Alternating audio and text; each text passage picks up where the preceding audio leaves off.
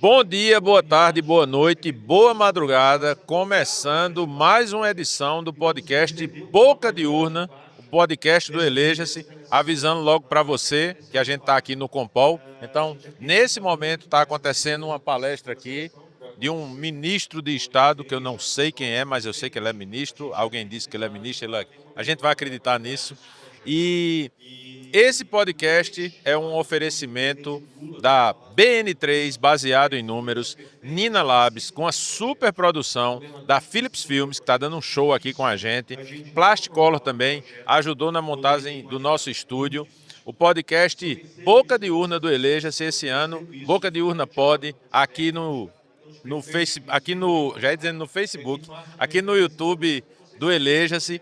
E nós estamos gravando durante o Compol 2024, o Compol que é o maior evento da América Latina de comunicação pública, de marketing político, de estratégia eleitoral, mais de 100 palestrantes, os 100 maiores nomes, especialistas, as 100 maiores referências do mercado estão aqui nesses 3 dias de junho, participando de painéis, fazendo palestras para a galera de todo o Brasil também que está participando. Mais de 7.000 participantes no Summit Cidades, que acontece aqui em Florianópolis.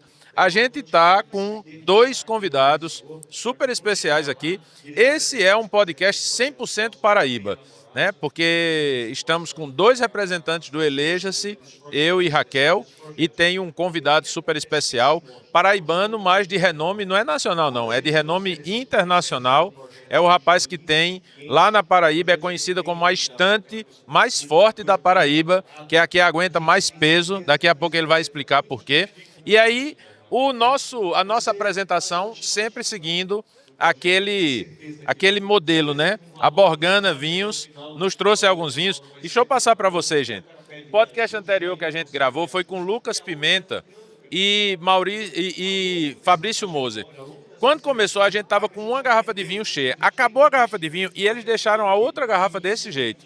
Então eu vou pedir para, enquanto Raquel se apresenta, Jader servir esse vinho aqui para os dois, né? É um vinho australiano que a Borgana trouxe para a gente. E começamos com a apresentação da nossa querida Raquel Cardoso, que é do nosso time do Elejas. Que prazer estar aqui representando a Paraíba nessa mesa, aquele peso. É um orgulho fazer parte do Eleja-se, um orgulho estar aqui. Eu sou Raquel Cardoso, sou formada em jornalismo, com mestrado também em jornalismo. Trabalhei 10 anos em redação de TV como produtora, como editora. E entrei na comunicação política há pouco tempo, 4 anos. E quando eu entrei, eu pensei, meu Deus, o que é que eu tenho para contribuir aqui, né? 10 anos de TV, o que é que eu tenho para contribuir com a política? Achei que era um mundo completamente diferente, mas consegui me encaixar e vi que muitas das coisas que eu sabia poderia entrar ali e melhorar a produção, melhorar os roteiros, também cursei publicidade, então consigo encaixar toda a minha experiência no nosso dia a dia do Eleja-se. Né? No Eleja-se eu trabalho com mentorias, né? Faço mentorias, faço monitoramento digital e a gente acompanha alguns clientes e eu consigo passar essa expertise desses 10 anos de trabalho com o jornalismo misturado agora com a política e conseguir me encontrar nesse ramo. Maravilha. E meu querido Jader França, que além de ser um colega, eu sou fã de Jader. Jader é assim, no nosso mercado nordestino, Jader é um cara que teve uma trajetória meteórica. É um cara que já tinha um trabalho ali nos bastidores, mas de repente foi um cara que despontou para o mercado com campanhas de referência nacional e internacional. E aí eu estou muito feliz de ter você aqui, Jader, que eu sou fã, sou fã mesmo, sou um cara que às vezes eu brinco, que eu digo que não tenho medo de concorrer, né, em campanha com ninguém, mas se disser assim, Paraíba, Pernambuco, você vai fazer campanha do outro lado da Jader, dá aquele friozinho na barriga, porque a gente sabe que o desafio é maior. Queria que você se apresentasse aqui para a galera do podcast. Primeiro, queria agradecer as palavras, Messinho. É sempre um prazer estar com você, estar com a galera do Eleja-se. Vocês em tão pouco tempo se tornou referência nacional em treinamento, em instrução, em liderando equipes de conteúdo e formando novos consultores e novas campanhas. Então, primeiramente, parabéns a todos vocês que fazem o Eleges. E é um prazer estar aqui mais uma vez, junto com vocês. E essa trajetória da comunicação política minha começou em 2010, né? Então, quando eu fiz a campanha do Ricardo Coutinho na Paraíba, ainda acho que eu tinha 18 anos. Foi minha primeira campanha de governo e minha primeira campanha política, de fato. Então, a partir daquele momento, acho que eu nunca mais deixei de fazer campanha eleitoral, né? Campanha política, seja de ordem, campanhas municipais, campanhas de governo, campanhas de deputado federal, enfim. Eu acho que passei por 4 campanhas de governo. A primeira foi Ricardo, segunda Ibanez, que foi um case bem interessante para a gente, que depois eu vou detalhar, e a campanha de Pedro e de Miguel. Então, dentro de alguns momentos, conduzindo o Sol Digital e hoje tocando 360 campanhas. Então foi uma trajetória que eu sou muito feliz e a construção não é só minha, a construção sempre é de um time inteiro, né?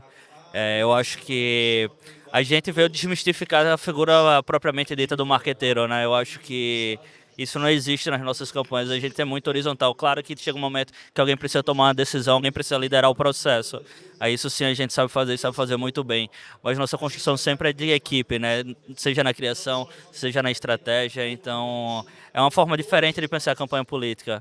E eu acho que quando você disse que teria medo de estar tem campanha contrária, eu digo mesmo, assim, admiro muito o seu trabalho, o que você vem fazendo e acredito que no lugar de a gente estar em lugares opostos, a gente vai estar junto numa grande campanha muito em breve. Ah, lógico, esse é nosso planejamento de dominação mundial. Mas, Jader, fala como é essa história dessa estante super reforçada, o que é que tem na estante da agência hoje? Na verdade, a gente faz comunicação política, claro que é para ganhar voto, claro que é para eleger nossos candidatos, mas a gente tem surpreendido criativamente muitas campanhas que a gente passou, né? A primeira dela foi o Rui Carneiro, uma campanha que aconteceu em 2020, campanha de prefeito de João Pessoa, onde ele sai de 5º colocado e não vai para o segundo turno por pouco mais de 300 votos. E naquele momento a gente viveu um momento muito especial criativamente, né? Acabou que ele ficou encurralado por conta de decisões políticas, um aliado político decidiu ser candidato e ele não tinha nem cor para usar naquela campanha. E aí a gente desse e ele apostou, né, que é bem interessante o político apostar nas ideias criativas, né? E aí a gente adotou várias cores, adotou rosa, verde, limão, azul, verde, enfim, amarelo. E aí usou uma das peças, ela é muito legal, posso mandar depois como referência, que é um perfurado, onde é um mosaico de cores e a foto dele preto e branco. Então, em outros momentos, quando é que a gente iria acreditar que um político iria topar usar uma foto preto e branco no perfurado, sabe? Sim. A mesma coisa era as bandeiras que estavam na rua, tem a bandeira verde, rosa, azul. Então, a partir do momento que a gente rompeu essa barreira em 2020, o próprio candidato que estava lá do outro lado, ele tirou o material de campanha dele e na semana seguinte quis apostar na campanha colorida também. E depois daquele ano de 2020, a gente viu em vários lugares o mesmo conceito sendo replicado. Então, fico muito feliz no sentido da gente espelhar novas campanhas. E essa campanha, eu acho que foi no Napolitas, ganhou como campanha referência criativa. E eu sou muito feliz por isso. E também acabou nos dando o registro de consultor revelação do ano, né? Por conta dela, por conta da campanha de Miguel, por conta da campanha de Pedro. Esse prêmio é um prêmio internacional. Isso é um prêmio internacional, acontece em Washington, né, o Napolitans. Então, tanto eu como o Juarez estavam concorrendo, né, que é nosso amigo da Paraíba também, um excelente profissional de comunicação. A gente brinca muito, né? A gente vem disputando de lados opostos e se um dia juntar todo mundo, acho que a gente domina o mundo. Sim. E eu sou muito feliz que o nosso mercado da Paraíba está surpreendendo em todas as instâncias, né? Criativamente, estrategicamente. A gente vê os paraibanos fazendo campanha em todos os lugares do país. Então, vocês ganharam um prêmio também em 2022, né? A gente ganhou um prêmio em 2022 Polaris, que é considerado o Oscar da Europa, do marketing político, que também foi com as campanhas de Miguel e Pedro. Enfim, os prêmios faz parte da nossa construção criativa, né? Isso. Mas claro que é um reconhecimento de um trabalho que tem muita gente por trás. Nunca é só Jader, enfim, temos um puta time de criação, de estratégia, e esse é um prêmio de todos. Isso. E aí, quando você falou muita gente por trás, aí eu só me lembrei de Raquel, porque quando alguém diz assim, e aí, fechou a campanha, vamos jogar na mão da galera que bota para rodar, como a gente chama aqui no Eleja-se. Raquel, eu tenho experiência em Raquel. Raquel trabalha com a gente, já trabalhei em 2 campanhas com Raquel, campanha municipal e uma campanha de senador. E aí eu queria que você falasse, Raquel, dessa sua experiência de sair de uma redação de telejornal. Você também tem experiência em assessoria de governo. E como é? Porque a gente tem muita gente assistindo aqui, que é o cara que está, de repente, tá fazendo jornalismo, a menina que está terminando jornalismo. Você é professora do curso de jornalismo também da Universidade Estadual. Então, como é essa transição desse mercado de jornalismo, de notícia, para o mercado de política, em que você precisa sim falar a verdade, mas de uma maneira mais persuasiva? É engraçado você falar nisso, que essa semana eu recebi mensagem dos meus ex-alunos dizendo assim, nunca me imaginei na comunicação política e apareceu uma oportunidade para mim, eu estou aqui porque você me incentivou, porque eu vi seus stories, porque eu vi seu trabalho e eu nunca tinha imaginado que eu ia gostar disso e comecei a gostar por causa de você, né? Isso é muito interessante porque a gente está muito acostumado a ter aluno que quando entra acha que vai entrar no Jornal Nacional. Né? Acha que vai ser o William Bonner, que vai estar ali apresentando, né? Ou a própria família, né? Quando é que você vai apresentar a TV, né? Quando é que você vai... Mas o jornalista, nos bastidores de uma campanha, ele é muito necessário.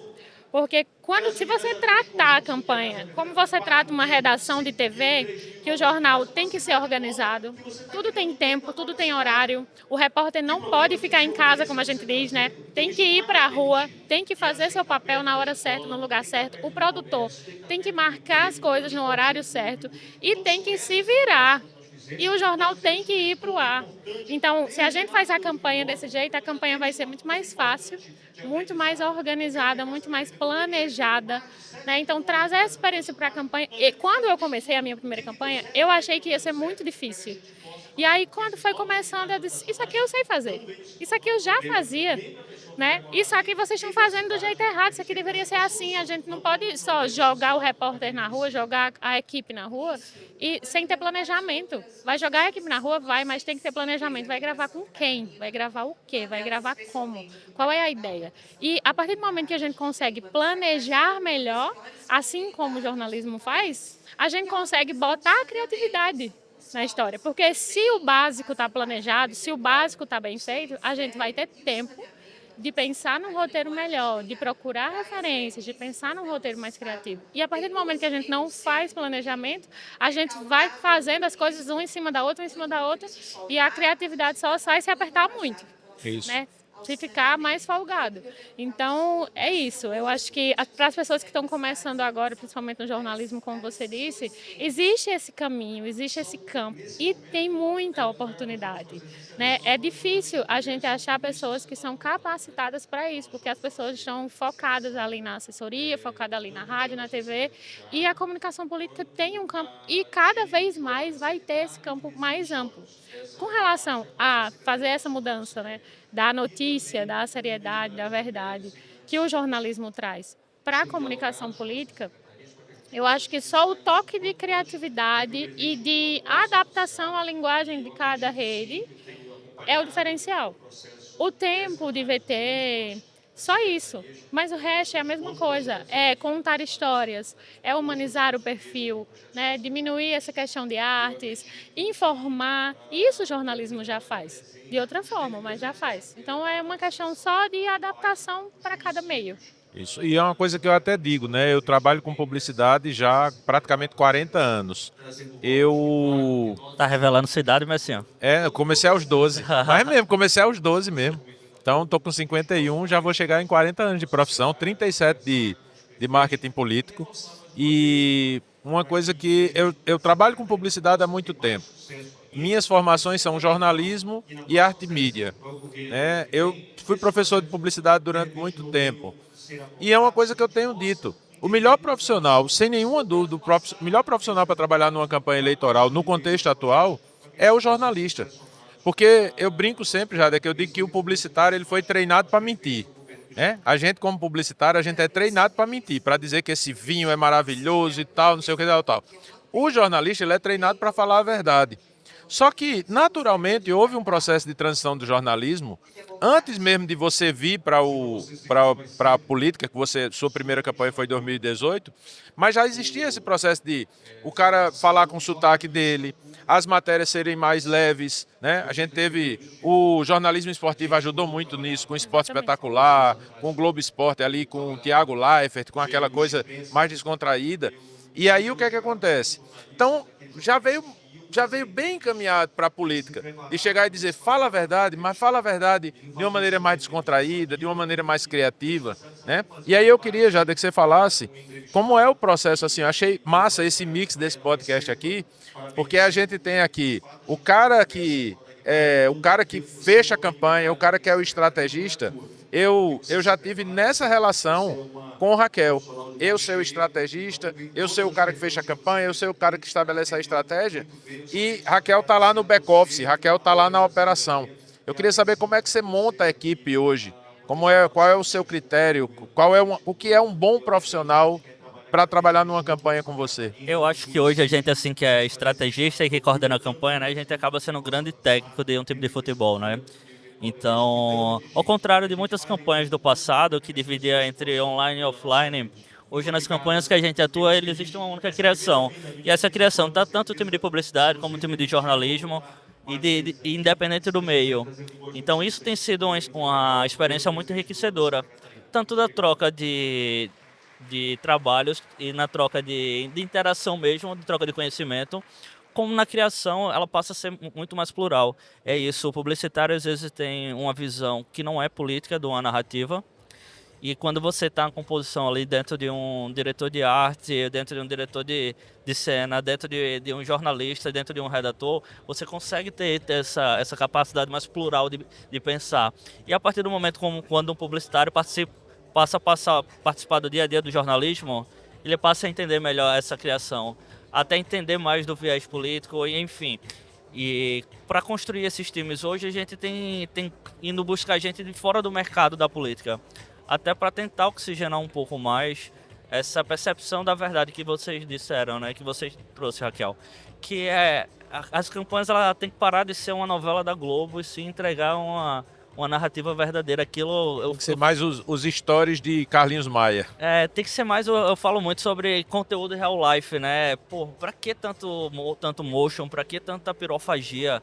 Quem tá em casa, ela tá preocupado com o prato de comida, minha gente. Isso. Então, peraí, não é calçadão de Copacabana, não é lifestyle Rio de Janeiro, nada contra isso, mas o pessoal quer saber da água na casa dela, da comida dela, do transporte público. Então, a gente precisa trazer um pouquinho as pessoas para essa realidade, principalmente o time, né?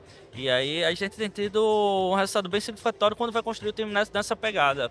Quando a gente traz pessoas que vivenciam de verdade, que não estão lá para construir, acaba um pouco contraditório, construir criatividade em cima de criatividade a qualquer custo. Porque não é isso que a gente quer entregar. A gente quer entregar a comunicação de verdade, a gente quer entregar o contato direto. Então, a gente monta o time sempre pensando nessa condição, nessa trajetória.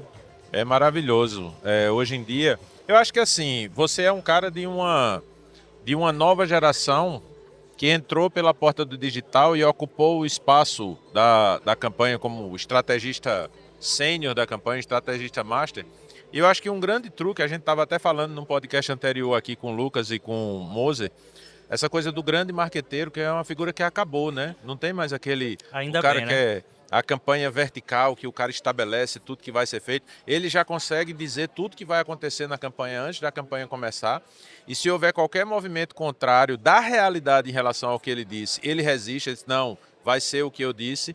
E aí eu acho que essa campanha agora é mais horizontal, né? Que tem uma delegação, não apenas a delegação do que vai ser feito, mas a delegação de como vai ser feito, de qual é a melhor maneira de fazer.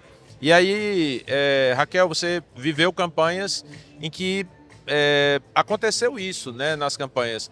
Você não vivia uma realidade em que você chegava lá e tinha o que você ia fazer, como você ia fazer.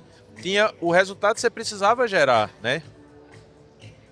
Então, você estava falando e eu estava lembrando assim, qual é a relação do jornalista de TV com a campanha? A tomada de decisão, Sim. né? Então tem tudo a ver com essa sua pergunta.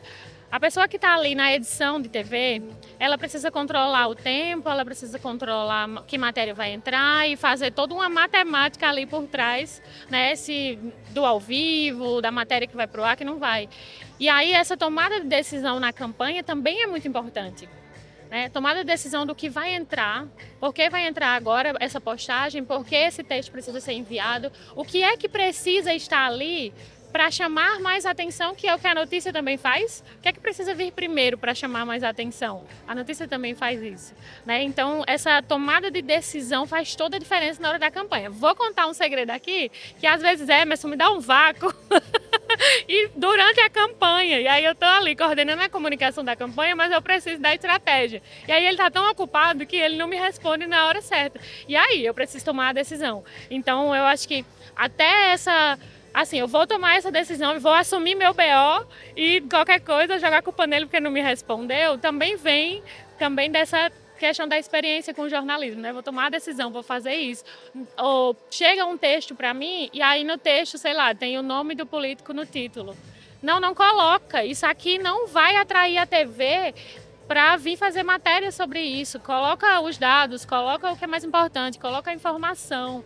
Né? E isso sim faz a diferença ali na campanha, essa tomada de decisão durante o dia todo, né? Vai desenrolando, vai acontecendo. É como se a gente estivesse colocando um jornal no ar o dia inteiro, né? Porque a campanha é 24 horas, 50 dias, então eu trabalho assim, como se eu estivesse colocando um jornal no ar o dia inteiro. Eu costumo dizer que campanha é como se fosse a realização dos sonhos de todo profissional que sempre quis ter peças relevantes e nunca conseguiu colocar na rua, né? E campanha você não tem tempo, né? Ou você faz ou você faz. O programa tem que ir ou para hoje pro ar, o spot de rádio tem que ir pro ar, a inserção tem que ir pro ar, o conteúdo da rede social tem que ir pro ar. Então você acaba realizando muita coisa, né? Então às vezes as pessoas falam muito, né? Cada peça do caramba, mas para você ter uma peça muito boa, você passou por 50 peças. Isso. Não é simplesmente, vou acertar toda a peça, enfim. E uma coisa que eu tenho muito como premissa no nosso time de criação, a gente tem que ser ousado. Se for para fazer mais do mesmo, a gente tá errado. Se a gente for com a mesma cabeça da campanha de 2022 entrar em 2024, vamos errar. Se entrou em 22 com a campanha de 2020, vamos errar de novo. Então, ousadia, eu acho que a palavra é uma premissa que é muito forte dentro do meu mindset e tento passar isso para todo mundo que trabalha com a gente, sabe?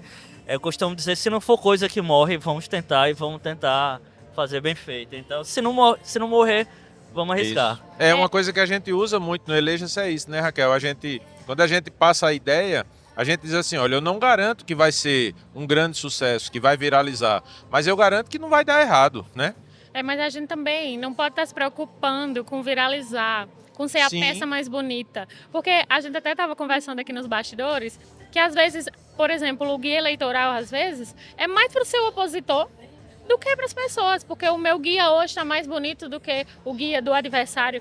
E não pode mais ser assim, né? A gente tem que pensar no guia, pensando nas redes sociais, pensando aonde a gente vai utilizar ele de novo, de outra forma, de outro jeito. Né? E eu aprendi uma coisa com o George, né, que já teve aqui no podcast também, que quando eu ficava assim, George, é agora? Aí ele dizia, faz o feijão com arroz bem feito, que funciona.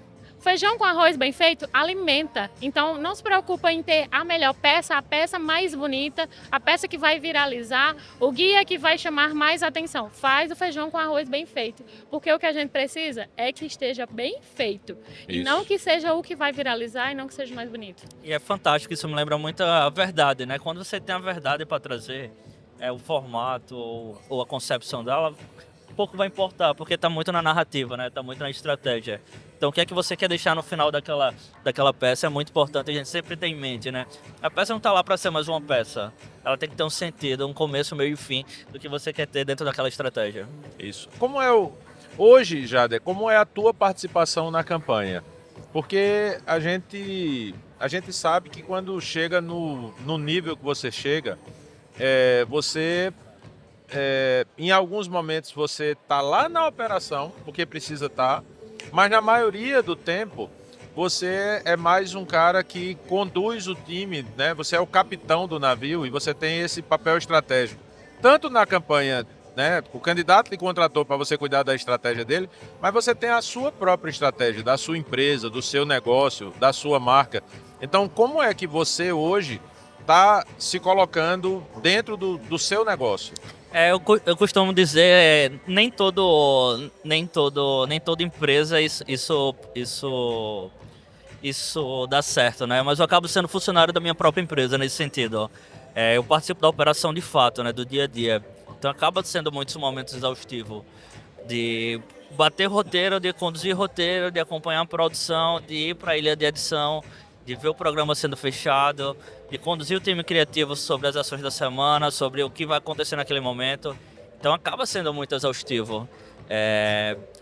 A experiência de 2022 de 2 campanhas de governo, de ter que fechar 2 programas todos os dias, 30 em sessões, então você passa por um autocontrole, porque a gente tem que falar sobre isso também, né? Você tem que ter um autocontrole muito grande do que você pensa, de como você está conduzindo a equipe, de quando você está estressando a criação no nível. Então, só você tem como ter essa percepção de fato se você faz parte. E eu tenho esse cuidado muito grande, assim, time é time, eu acho, sabe? Então eu faço parte do começo, meio e fim das criações, começo, meio e fim do roteiro, bato o roteiro, acompanho a produção, viro noites. Não que isso seja saudável sempre, mas durante a campanha, de fato, assim, uns 45 dias, eu me envolvo do início ao fim. E aí é claro que ainda tem que se dividir na atenção com o candidato, né? Tem reunião de planejamento, tem preparação para debate, preparação para inúmeras entrevistas. Então acaba que eu me divido muito com o César, que é meu parceiro sócio, mas acaba que a gente funciona muito como dupla. Sim. A gente tem perfis assim totalmente diferentes, mas acaba que por decisão natural e enfim, eu acho que a gente nem nunca parou para pensar sobre isso, assim, vamos cada um para um caminho, para uma campanha diferente. Não, porque a gente acha que se completa muito forte, assim. Então todas as decisões a gente toma juntos, a gente está junto na maioria dos processos. Então acaba que hoje a gente não tem uma definição muito clara do que cada um faz dentro do processo todo. A gente se une de fato dentro dessas 2 frentes, vai para dentro da criação, vai bater o roteiro, vai para dentro da ilha de áudio, vai para dentro da ilha do guia. Então acaba que hoje eu me envolvo muito dentro do processo. Mas claro que cada área tem que ter um líder para a condução, principalmente nas campanhas majoritárias grandes. Miguel, a gente teve mais de 100 pessoas na equipe. Então, claro que o time de criação tem um líder de criação, o time de conteúdo tem um líder de conteúdo, tem uma diretora de jornalismo, enfim. E aí, claro que nos ajuda muito a poder ter essa musculatura. E a parte chata você contrata? Contábil, a parte administrativa e tal, isso você coloca para outra galera? Essa parte administrativa, o que cabe à produção de comunicação, eu tomo conta dessa parte administrativa. Agora, o que cabe do restante da campanha fica no escritório à parte. Que é isso, uma coisa que às vezes a gente tem muito, é esse drama, né? Você tá montando uma estrutura, aí você começa sozinho. Aí depois você coloca outra pessoa para trabalhar com você. Aí depois vem uma demanda. Peguei uma campanha, peguei 2, peguei 3. E aí eu preciso cuidar de orçamento, eu preciso fazer a parte do financeiro, eu preciso fazer contabilidade, contratação, contrato e tal. E é muito importante entender que não tem como fazer tudo. E se você é um cara que está na área de comunicação, uma menina está na área da comunicação, está investindo para ocupar um espaço, ser a agência de marketing política aí da sua cidade, da sua região, a melhor opção é você colocar isso na mão de pessoas que têm essa capacidade, essa competência, para você não ficar perdendo o seu tempo. Aqui na equipe do Eleja, eu brinco sempre, quando a gente foi contratar a galera para a campanha desse ano, eu disse, olha, se você for para o mercado oferecer seu produto, seu serviço avulso, você pode faturar 2, 3 vezes mais. Mas você vai ocupar mais da metade do seu tempo com questões burocráticas, com atendimento de candidato, que é uma coisa chata, você está justificando para o candidato, explicando para o candidato porque vai fazer.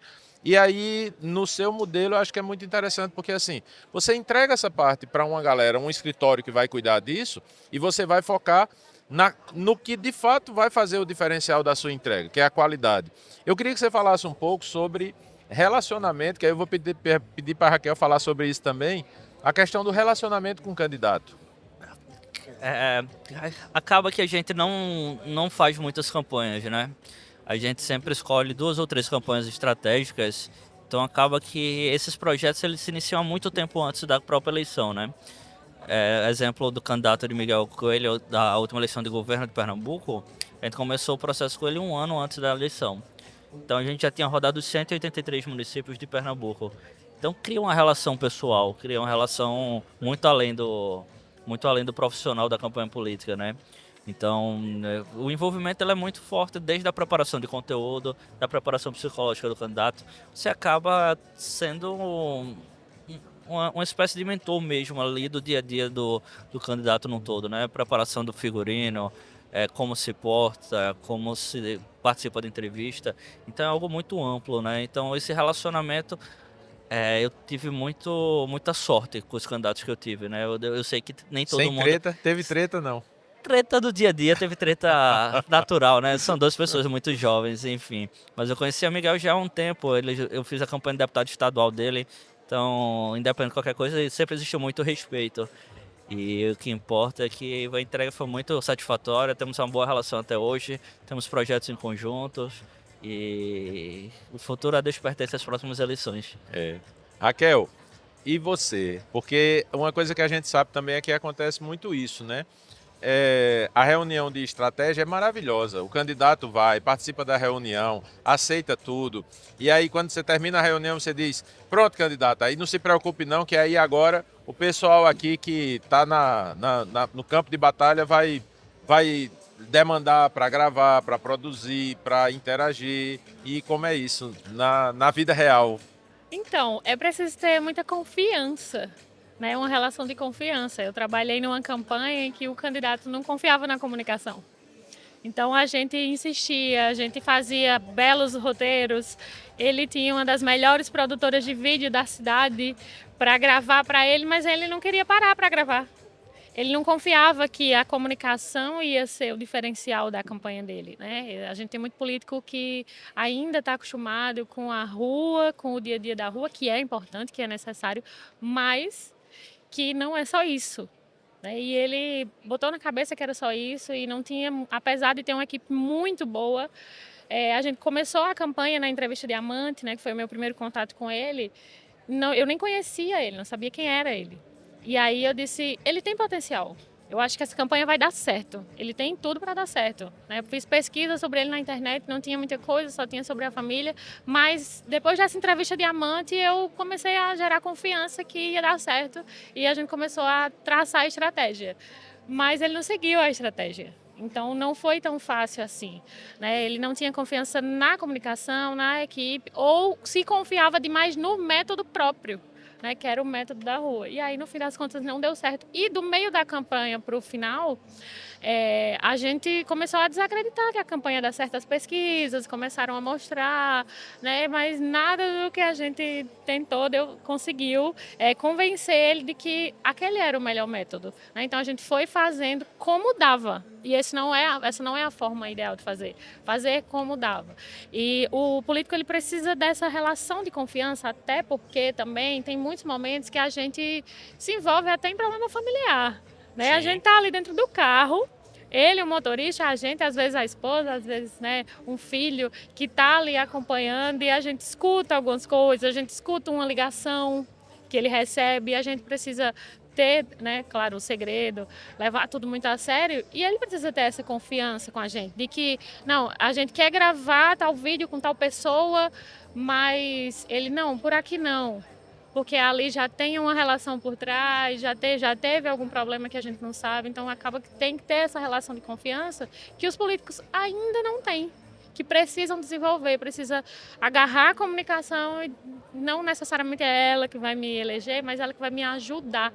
Se não me eleger, me ajudar a subir o meu nome, a fazer as pessoas me conhecerem mais, né? Então, a comunicação funciona, ela é necessária. A questão da confiança ela é bem interessante, principalmente quando tem políticos, né, que quando vê assim, Messinho Jader, ele é de político X, o marqueteiro é do político X.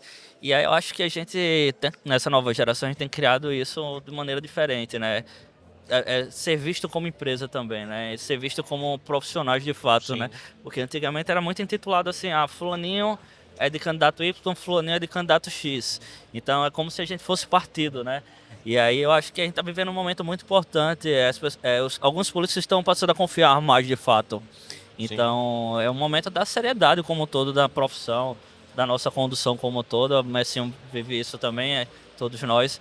Eu acho que é um momento bem interessante. E a confiança, ela é importante desde o início da relação, quando é na criação de um roteiro, na confiança que aquele material vai dar certo, como na relação pessoal, contratual, enfim. Nisso tudo que a gente passa todos os dias. E eu acho que essa intimidade faz até o político se soltar mais no vídeo, sabe? Se mostrar quem ele realmente é, ficar à vontade ali, fazer com que a gente que está nos bastidores deixe ele mais à vontade ali para gravar.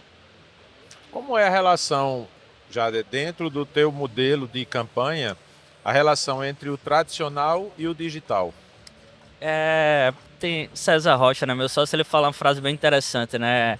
Quando você vai para a reunião, você não pergunta se tem luz elétrica, né? Então é a mesma coisa, você pergunta se faz o digital, se não faz, né? Hoje em dia acaba que tudo que a gente vive é digital. Então, para a gente não existe mais esse modelo tradicional. Para a gente existe uma comunicação. E a comunicação, para essa comunicação eu tenho pessoas mais específicas para um tipo de peça e outras pessoas que têm outro tipo de condução. Então, a gente separa as demandas dentro da nossa criação nesse modelo. Então, é a mesma coisa se eu tenho um ilustrador, se eu tenho um cara que ele consegue fazer uma colagem, um editor que ele tem uma pegada mais dinâmica. Ele vai fazer uma peça para tal tipo de peça, independente dela é online, se ela é para digital, se ela é para rede social, se ela é para TV. A campanha de Rui para a gente em 2020, ela foi um reflexo muito forte disso. Praticamente 90% do conteúdo da TV era conteúdo que foi construído para a internet. E aí levamos aquela dinâmica, levamos aquela relação para dentro da TV, quebrou foi disruptivo naquele momento, porque todas as pessoas vê TV como simplesmente uma caixa ali, tem que ter aquele protocolo, aquele filmezão, aquele jingle emocional, aquele mesmo blá blá blá, fala prefeito, não sei o que lá, sempre tudo do mesmo jeito. E a partir do momento que a gente passa a quebrar alguns protocolos, a gente passa a chamar atenção, né?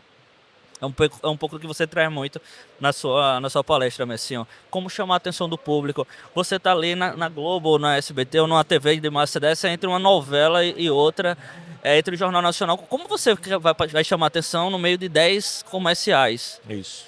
Então, Na briga das telas, né? O cara tá lá assistindo televisão e aí na hora que começa o intervalo o cara baixa a cabeça. Aí ainda tem essa relação, né? Tem ainda o multitelas, o cara tá no celular, o cara baixa a televisão. Então, como chamar a atenção sobre isso, né? E eu acredito que um modelo de comunicação verdadeira, dinâmica, que o digital permite, ela levando isso para a TV, ela chama muita atenção, porque as pessoas não estão acostumadas a receber aquele tipo de conteúdo na TV. Elas estão até acostumadas a receber no celular, e para ela aquilo é um ambiente comum. Mas quando ela vê na TV, passa a chamar a atenção, até porque dentro de uma grade comercial não tem tantas coisas disruptivas de como a gente trata a comunicação política. Isso, exato. Raquel, você está nesse momento agora, a gente ainda está na pré-campanha, quando está gravando o podcast. Eu não sei quando ele passar, se a gente ainda vai estar na pré-campanha, acredito até que sim. Mas quais são os maiores desafios que você está encontrando hoje nesse trabalho, nesse papel de mentora que você tem feito, né? De pegar toda essa experiência que você teve ao longo da sua vida, de construir essa carreira que você construiu e transferir isso para as equipes dos candidatos que a gente está atendendo. Por incrível que pareça, o mais difícil é o básico. O feijão com arroz bem feito para as equipes fazerem é o mais difícil. Sabe, responder comentário. Eles não acham que isso é tão importante, que isso é tão relevante assim, quanto criar o melhor roteiro. E o responder comentário... Não sabe ele que aquele comentário pode ser o embaixador da vida dele, né? Pois o cara é. pode sair de lá apaixonado. Eu costumo dizer assim, se seu vizinho te cumprimenta, te dá um bom dia, uma boa tarde, e você não responder, da segunda vez ele não vai mais te cumprimentar. Isso. Né? Então, a rede social antes ainda é, né? A rede social é isso aqui. E hoje ela também está no digital. E por que o seu seguidor, né, que já é difícil ter seguidor para político, né? As pessoas estão desacreditadas da política e elas não querem seguir, elas não têm interesse.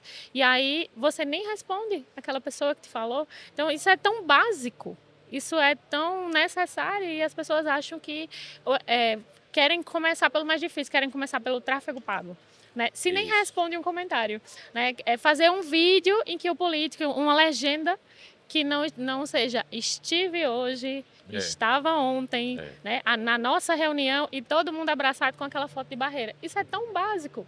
Né? Por que não contar uma história como o fotojornalismo sempre contou, né? De uma foto emocionante, uma foto do momento, mesmo que seja uma reunião chata, dá para tirar leite de pedra dali. Mas é uma insistência no tradicional. E não fazer o feijão com arroz. É muito difícil colocar as pessoas para dizer assim, pense o que você vai postar amanhã. Pense o que você vai postar daqui a 15 dias. E eu não sei se é uma falta de querer, uma falta de vontade, mas não sai. É difícil. E uma coisa que a gente tem, essa questão do feijão com arroz, é muito interessante, porque às vezes você chega para a equipe, aí você diz assim, nós vamos fazer feijão, arroz, batata frita e salada. Aí o cara olha assim e faz, e a carne? Não, cara, vamos fazer isso, a carne depois a gente decide. Ah, então tá bom. Aí quando o cara começa a fazer o feijão, ele faz, se a gente fizesse frango seria melhor. Cara, faça o feijão e o arroz, aí o cara vai lá de novo. Aí o cara diz, não, eu acho que peixe. E não faz o básico, aí fica pensando lá no super diferencial e não pensa no básico. Inclusive com sanfonona tocando aqui, tomara que seja um forró daqui a pouco. E aí com tom de sanfona, espero que seja forró. E aí a gente vai precisar encerrar agora, porque vai começar o show aqui. Queria agradecer a Jader, foi massa, enfim, maravilhoso ter essa experiência de você, que eu sempre digo que você é um cara que está representando essa transição entre o modelo do grande marqueteiro que mandava em tudo, do grande marqueteiro que você é, que motiva a equipe, que faz a equipe trabalhar de uma maneira muito motivada.